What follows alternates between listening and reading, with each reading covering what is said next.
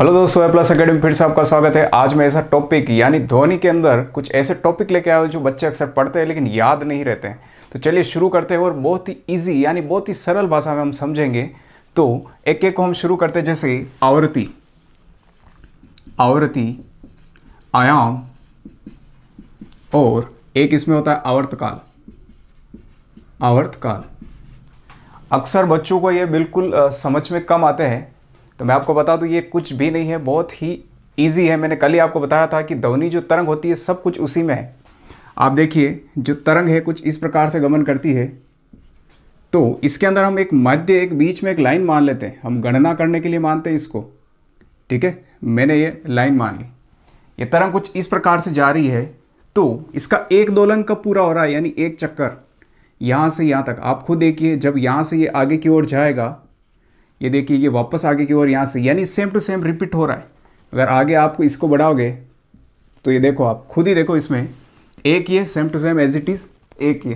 तो इसका मतलब क्या हुआ कि ये एक दोलन कहलाता है, ये वाला एक दोलन। बस आपको एक तो इतना याद रखना है। और ये जो बीच में जो ये लाइन खींची, ये होती है इसकी मध्य स्थिति। मध्य का मतलब मध्य, और स्थिति यानी कि ये किस प्रकार से स्थित है, ये मध्य स्थिति। अब आप खुद देखिए कि यह मध्य स्थिति से जो जितनी इसकी दूरी है, अधिकतम दूरी। अब देखो, अगर यहाँ पे कोई मान लो, एग्जाम्पल के लिए मान लो आप यहाँ से कोई व्यक्ति जा रहा है और ये मान लीजिए कोई रोड है। अब ये व्यक्ति जा रहा है, तो ऐसा कौन सा टाइम आएगा जब उसके लिए रोड बहुत अधिक दूर हो, ज़्यादा से ज़्यादा दूर होगा। तो भाई साहब ये यहाँ पे खड़ा होगा तभी तो होगा। मुझे बताओ, इससे ज़्यादा कहीं हो सकता है क्या ये रोड दूर? नहीं, क्योंकि यहाँ पे होगा तो कम होगा, यहाँ सबसे अधिक है, सबसे अधिक, और यहाँ आएगा तो देखो कम हो जाएगा वापस। तो ये होता है आयाम, यानी मध्य स्थिति से ध्वनि तरंग की अधिकतम दूरी आयाम कहलाती है। ठीक है, मैं लिखा देता हूं, मध्य स्थिति से ध्वनि तरंग की आई होप दिख रहा होगा आपको, हाँ, ध्वनि तरंग की अधिकतम दूरी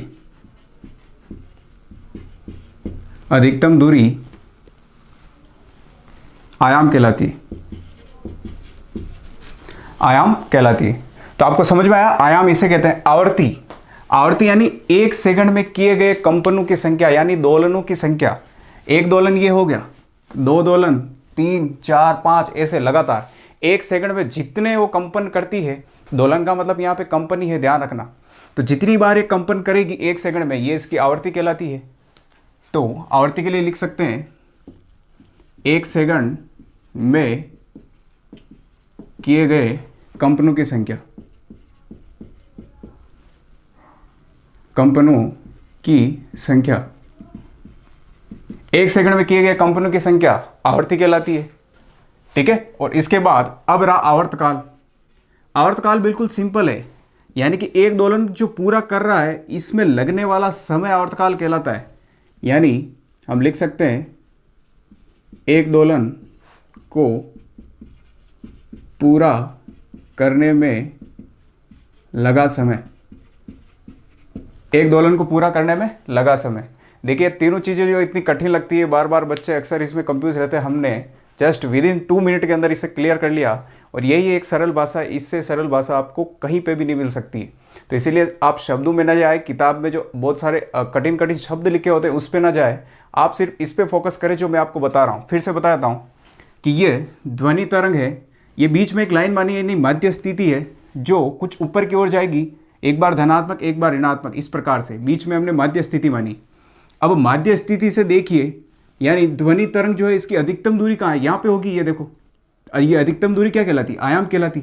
बस ये हमारा कंसेप्ट क्लियर है। यानी ध्वनि तरंग की मध्य स्थिति से अधिकतम दूरी आयाम कहलाती है।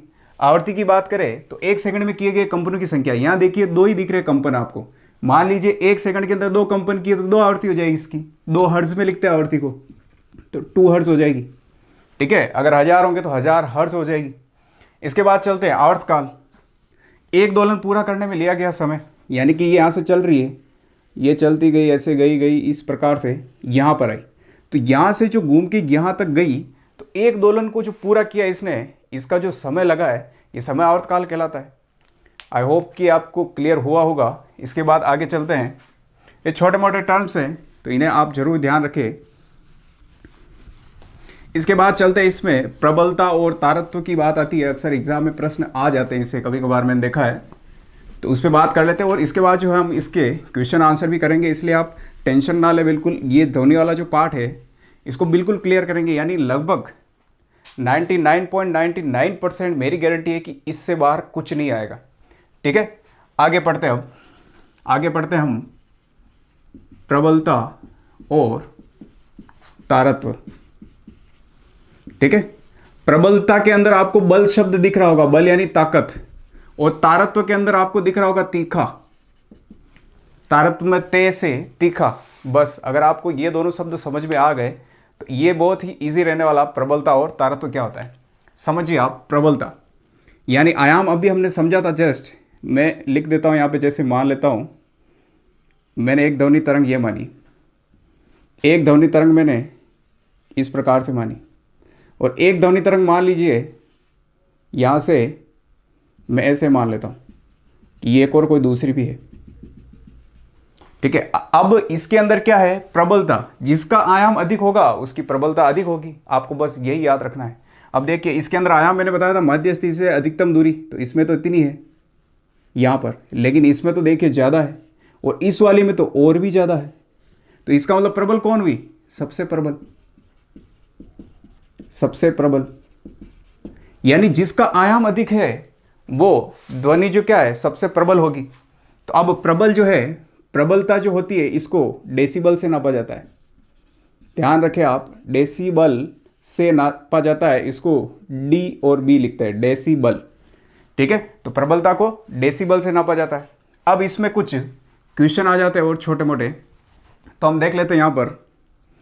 यानी सबसे पहले अगर हम श्वसन कर रहे हैं, जैसे अभी मैं श्वास ले रहा हूँ, तो श्वास क्या है कि इस माइक के अंदर आपको सुनाई नहीं दे रही है।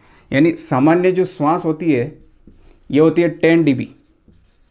ठीक है, इसके बाद फुसफुसाहट।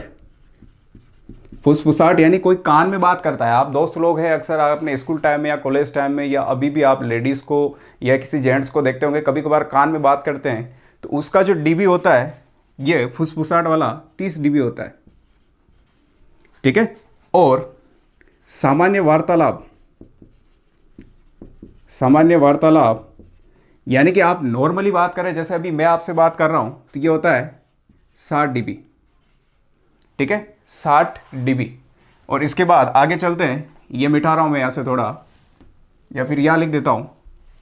इसके बाद आगे देखेंगे तो यातायात के अंदर, यानी कि आप मार्केट में जाते हैं तो उसके अंदर 70 dB होता है। ठीक है, 70 dB का मतलब डेसिबल। और फिर अगर फैक्ट्रियों के आसपास आप जाते हैं तो उसमें होता है 80 डेसिबल। और अगर 80 से अगर अधिक हो जाता है डेसिबल तो ये आपके लिए कष्टदायक होता है। यानी कि आपके कानों को जो है ऐसा महसूस होता है कि शायद ये ध्वनि मुझे नहीं सुना है तो ठीक रहेगा। तो इसी प्रकार जो है अक्सर एग्जाम में कभी कभार पूछ लेते हैं कि सामान्य जो फुसफुसाहट होती है, सामान्य श्वसन दर है, उसकी प्रबलता कितनी होती है, 10 dB, 20, 30, 40। तो आपको ध्यान रखना है 10 dB होती है। ठीक है, तो आई होप ये आपके क्लियर होगा। अगर हाँ आपको समझ में आ रहा है तो प्लीज़ अभी जस्ट आप इसे लाइक करें और मुझे कमेंट करके जरूर बताएं कि हाँ सर आप बहुत अच्छा कर रहे हैं, हमें बहुत अच्छे समझ में आ रहा था, कि मैं भी मोटिवेट रहूँ आपके साथ और आपके लिए और ज़्यादा से ज़्यादा मेहनत करूँ और अच्छे से अच्छा कंटेंट आपके लिए लेके आऊँ।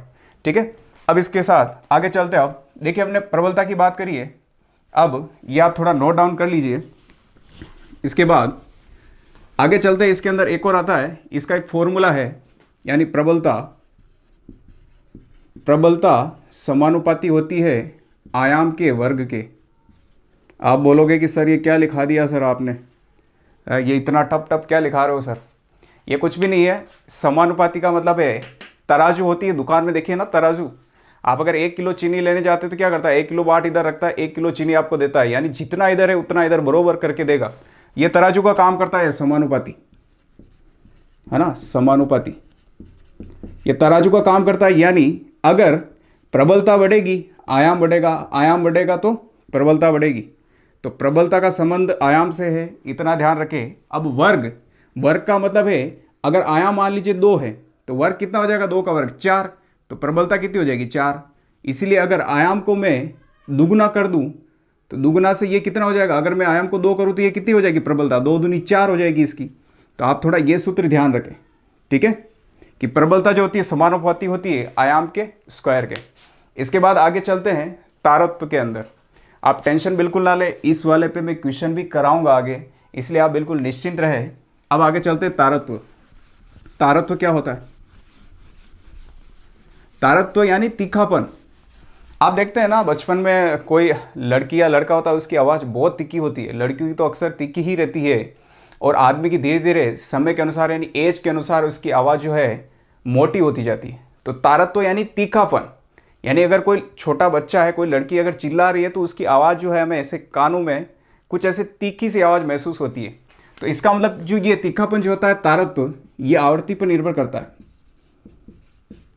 आवृत्ति जितनी ज़्यादा अधिक उतना ही तारत्व अधिक। मान लीजिए कि ये एक ढोल है, नॉर्मली 15 अगस्त 26 जनवरी पे आप देखते होंगे अक्सर स्कूल में बजाते हैं ढोल को, तो इससे निकलने वाली ध्वनि तरंग मान लीजिए ये है, ठीक है। और एक है विसल, एक है विसल, और इस विसल को कोई अगर बजा रहा है तो इससे इस प्रकार से ध्वनि तरंग निकलती है।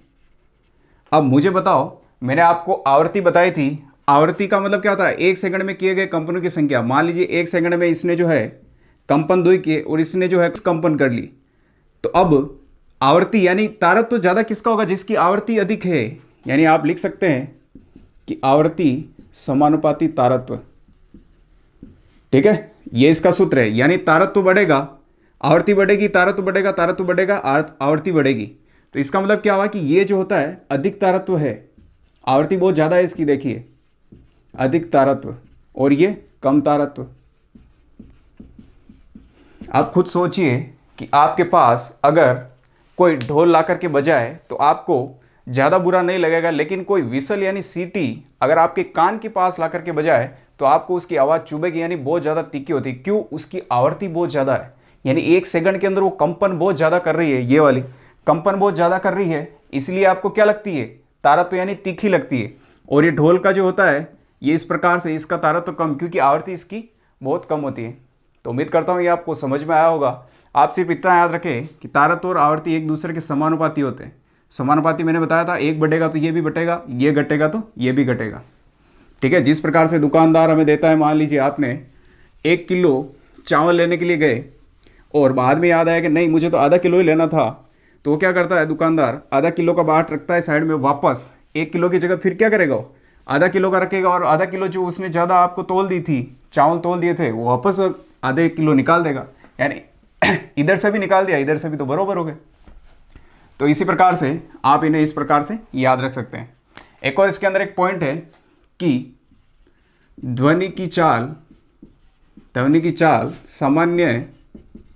सामान्य ताप पर गैस में 322 मीटर प्रति सेकंड होती है, ठीक है। आपको यह पॉइंट हमेशा याद रखना है कि गैस के अंदर जो सामान्य ताप पर वायु का अधिकतम जो चाल होती है वो 322 मीटर प्रति सेकंड होती है। इसके बाद अब आगे चलते हैं हम ताप और दाब,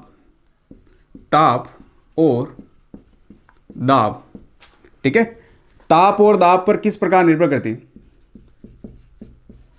निर्भरता, ताप और दाब पर निर्भरता, यानी कि ध्वनि की जो चाल है ताप और दाब पर किस प्रकार निर्भर करेगी। तो पहला मैं लिखा देता हूं दाब के ऊपर, अगर सामान्य ताप पर दाब, यदि सामान्य ताप पर गैस में दाब बढ़ा दिया जाए तो ध्वनि की चाल में कोई परिवर्तन नहीं आता है, ठीक है। इतना आपको ध्यान रखना है कि अगर मैं यानी कि इस गैस के अंदर दाब बढ़ा रहा हूं, यानी इसको कंप्रेस कर रहा हूं, संपीड़न कर रहा हूं, अगर मैं दाब बढ़ा रहा हूँ तो इससे चाल पर कोई प्रभाव नहीं पड़ेगा, जिस स्पीड से जा रही आवृत्ति जो है इसकी हमेशा वही रहेगी। तो ये आप ध्यान रखिए, इसकी चाल पे कोई फर्क नहीं पड़ने वाला है। इसके बाद अगर ताप की मैं बात करूँ तो ये पॉइंट आप ध्यान रखना, 322 मीटर प्रति सेकंड वाला, ठीक है। अगर ताप की मैं बात करूँ तो ताप बढ़ाने पे जो है ध्वनि की चाल बढ़ जाती है, बस इतना आप याद रखें, क्योंकि इससे ज़्यादा अगर कैसे बढ़ती है अगर ये आपको पढ़ना है तो 11th-12th का पोर्शन साइंस का हमें क्लियर करना पड़ेगा। इसलिए हम सिर्फ गवर्नमेंट एग्जाम की तैयारी कर रहे हैं, हमें डिटेल में नहीं जाना कि ऐसा क्यों होता है, ठीक है। अगर आपको जाना ही है तो मैं 11th-12th की फिजिक्स शुरू करने वाला हूँ, आप अगर इंटरेस्टेड है तो उसमें पढ़ लेना, ठीक है। इसके बाद अपन चलते हैं ताप पर, यानी कि ताप बढ़ाने पर ध्वनि की चाल भी बढ़ जाती है, ठीक है। अगर आप ताप बढ़ाएंगे तो ध्वनि की चाल भी क्या हो जाएगी, बढ़ जाएगी। तो इतना ध्यान रखें कि ताप जो होता है, ताप समानुपाती किसके होता है, ध्वनि की चाल, यानी एक को बढ़ा रहे हो तो दूसरा भी बढ़ रहा है, ताप बढ़ा रहे हो तो ध्वनि की चाल भी क्या हो रही है, बढ़ रही है। सिर्फ आपको इतना ध्यान रखना है, ठीक है। इसके बाद छोटा मोटा और कंसेप्ट आ जाते हैं, उस पर चलते हैं हम। एक आता है अपेक्षिक गति। अपेक्षिक गति की यानी का मतलब, इसके अंदर मैं कुछ समझाता हूँ आपको। मान लीजिए एक ट्रेन है और एक यहाँ पर व्यक्ति है, इस व्यक्ति के और ट्रेन के बीच में 2 किलोमीटर की दूरी है। ट्रेन अगर यहाँ से हॉर्न लगा रही है तो मान लीजिए इसकी जो ध्वनि तरंग है ये कुछ इस प्रकार से जा रही है, ये कुछ इस प्रकार से, यानी समय के साथ अगर ये दूरी तय करती है तो इसका आयाम क्या हो रहा है, देखो कम हो रहा है। पहले इतना था आयाम, अब थोड़ा कम और कम और कम और कम। और मैंने बताया जितना आयाम कम होता जाएगा उतनी ही प्रबल कम होगी, अभी जस्ट बताया था 2 मिनट पहले। तो इसको क्या है, कम सुनाई देगी धीरे। लेकिन यही आदमी, मान लीजिए कि ट्रेन यहीं खड़ी है और यही आदमी अगर यहाँ पे होता इस जगह पर, तो ये आयाम सुनाई देता ना इसको, तो जोर से सुनाई देता। ये अगर यहाँ पे खड़ा होता है तो इतना आयाम सुनाई देता इसको, यानी इतनी प्रबल ध्वनि सुनाई देती है इसको। हो सकता है इसको सहन ही ना हो, ये अपने कान जो है बंद कर ले। आपको समझ में आ रहा होगा। तो ये अपेक्षिक गति, यानी या तो ये गति करे या ये गति करे, तो ये होता है अपेक्षिक गति। अपेक्षिक गति, यदि दोनों अगर पास में आ रहे हैं तो क्या होगा, प्रबलता क्या होगी ध्वनि की, प्रबलता व्यक्ति के लिए क्या हो जाएगी, बढ़ जाएगी, ठीक है। और अगर ट्रेन भी दूर जा रही है, व्यक्ति भी दूर जा रहा है इधर, तो क्या हो जाएगा, प्रबलता घट जाएगी, प्रबलता घट जाएगी, है ना। कैसे बढ़ रही है मैंने बता दिया आपको। देखो व्यक्ति पास पास में आ रहा है, देखो ये प्रबलता इसकी बढ़ रही है, जैसे जैसे दूर गया घट रही है। मान लीजिए व्यक्ति यहाँ है, तो मान लीजिए एक टाइम ऐसा है कि इसका जो आयाम जो है 0 हो गया, तो इसको सुनाई नहीं देगा ना। जब आयाम ही नहीं है तो कैसे सुनाई देगा, पॉसिबल ही नहीं। तो इसीलिए अगर मान लीजिए आपकी स्कूल है, आपके घर से आधा किलोमीटर दूर है, तो क्या घंटी लगेगी वहाँ तो सुनाई देगा क्या, नहीं देगा। क्यों, क्योंकि मान लीजिए ये आपकी स्कूल है और आपका घर यहाँ पे है आधा किलोमीटर दूर। अगर यहाँ पर कोई बालक, मान लीजिए पेड़ है और यहाँ पर एक घंटी है, कोई बालक इसे अगर बजाता है तो इसमें जो तरंग उत्पन्न होगी, ये तरंग मान लीजिए ऐसे आकर के यही खत्म हो रही है। मान लीजिए आपके घर तक तो पहुँच ही नहीं रही है। जब घर तक नहीं पहुँच रही है तो क्या आपको सुनाई देगी, पॉसिबल ही नहीं है, असंभव है। तो इसीलिए जो व्यक्ति इस दायरे में होगा यहाँ से यहाँ तक, इसको सुनाई देगी। जो इसके पास में है उसको देखो अधिक प्रबल है, आयाम अधिक है तो अधिक ज़्यादा सुनाई देगा। यहाँ आयाम बहुत कम है, इस वाले को बहुत कम सुनाई देगा। तो इसलिए इस पार्ट को रटना ही बहुत ही इंटरेस्टिंग पार्ट है, ठीक है। आगे चलते हैं। अब इसके अंदर हमने ताप, दाब और तारत्व, प्रबलता की बात कर ली है।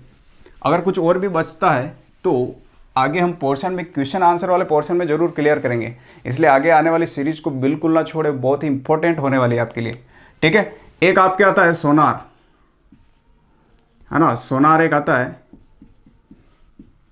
सोनार। ये सोनार जो है एक तरह का यंत्र है जो पानी के अंदर किसी भी, यानी कि हमलावर कोई भी अगर पानी के अंदर छुपा हुआ है तो उसको जांच करने के लिए इसका यूज़ किया जाता है सोनार का। तो ये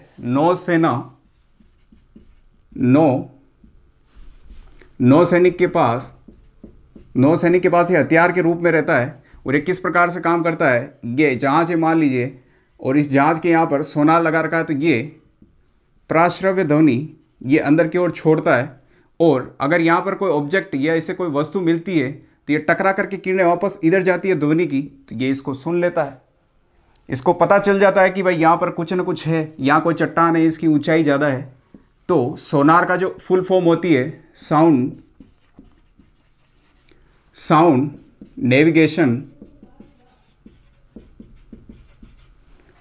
नेविगेशन एंड रेंजिंग, ठीक है ना। अगर पूछ ले कभी कभार, अक्सर आता तो नहीं है लेकिन फिर भी आप ध्यान रखें, इसकी फुल फॉर्म होती है sound navigation and ranging. SO का साउंड, N का नेविगेशन, A का एंड, R का रेंजिंग। तो इतना आप ध्यान रखें। चमगादड़ जो होता है, चमगादड़ भी पराश्रव्य ध्वनि का उपयोग करता है। यानी मान लीजिए यहाँ पर ये एक चमगादड़ है और ये चमगादड़ कुछ इस प्रकार से पराश्रव्य ध्वनि को छोड़ता है, और मान लीजिए कि यहाँ पर कोई ऑब्जेक्ट है, कीड़ा मकोड़ा है कोई, तो ये टकरा करके वापस इसके कानों के पास आएगा। ऐसे पहले तो गया, इसने छोड़ी थी पराश्रव्य, इससे टकरा करके आए तो इससे पता चल जाता है कि यहाँ कोई ना कोई ऑब्जेक्ट है, और ये इसे फिर खाने के लिए यहाँ पे चला जाता है। तो चमगादड़ पराश्रव्य ध्वनि का उपयोग करता है। पराश्रव्य ध्वनि क्या है, 20,000 से हर्ट्ज से अधिक होती है। पिछला लेक्चर आपने अटेंड किया होगा तो आपको पता होगा। आई होप ये सेशन आपको समझ में आया होगा, और अगर कुछ टॉपिक छूट भी जाता है इसमें तो मैं आने वाले प्रश्न के अंदर जरूर उसे कवर करूंगा। इसलिए इस सीरीज को आप देखना बिल्कुल ना भूलें। इससे गारंटी, इससे बाहर आपके कोई क्वेश्चन एग्जाम में नहीं बनेगा। इसी के साथ अभी तक चैनल को सब्सक्राइब नहीं किया है तो चैनल को सब्सक्राइब करें, और हाँ, ज़्यादा से ज़्यादा इसे लाइक जरूर करें, कमेंट करके जरूर जाए, अच्छा सा कमेंट करें जिससे मैं भी मोटिवेट रहूँ कि हाँ सर आप वाकई बहुत शानदार पढ़ा रहे हैं। इसी सीरीज़ को आप जो है लगातार कंटिन्यू हमारे साथ जारी रखें। जय हिंद, जय भारत।